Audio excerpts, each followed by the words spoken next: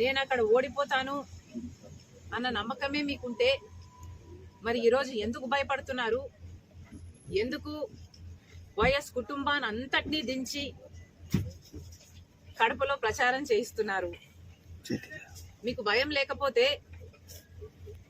ఇంతమంది ప్రచారం చేయాల్సిన అవసరం ఏముంది? మీకు భయం లేకపోతే నేను గెలుస్తాను,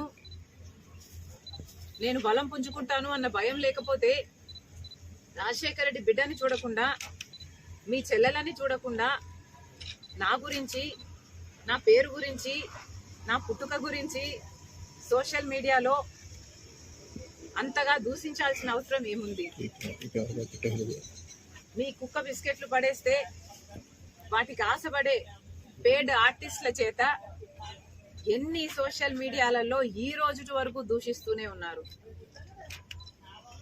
జగన్మోహన్ రెడ్డి గారికి ఓడిపోతాము అన్న భయం పట్టుకుంది కాబట్టే ఈ చర్యలన్నీ చేస్తున్నారు.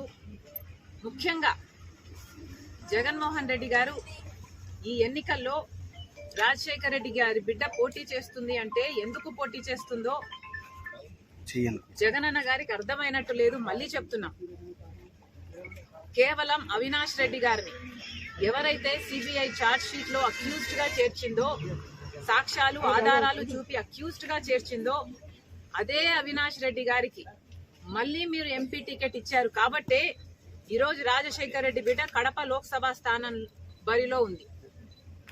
పెదనాన్న కొడుకులకిచ్చున్నా, చిన్నాన్నల కొడుకులకిచ్చున్నా రాజశేఖర రెడ్డి బిడ్డ ఈరోజు బరిలో ఉండేది కాదు. కానీ మీరు మళ్ళీ అవినాష్ రెడ్డికే, మన సొంత చిన్నాన్న రక్తం కళ్ళ చూసిన అవినాష్ రెడ్డి అక్యూజ్డ్ అని సిబిఐ ఛార్జ్ షీట్ లో చేర్చిన అదే మనిషికి మీరు ఇచ్చారు కాబట్టే ఈరోజు రాజశేఖర రెడ్డి బిడ్డ ఈ బరిలో ఉంది. మళ్ళీ చెప్తున్నాం, జగన్మోహన్ రెడ్డి గారు రాజశేఖర రెడ్డి గారి కుటుంబానికి, రాజశేఖర రెడ్డి గారి అభిమానులకి, కడప జిల్లా ప్రజలకి సమాధానం చెప్పాల్సిన అంశాలు ఎన్నో ఉన్నాయి.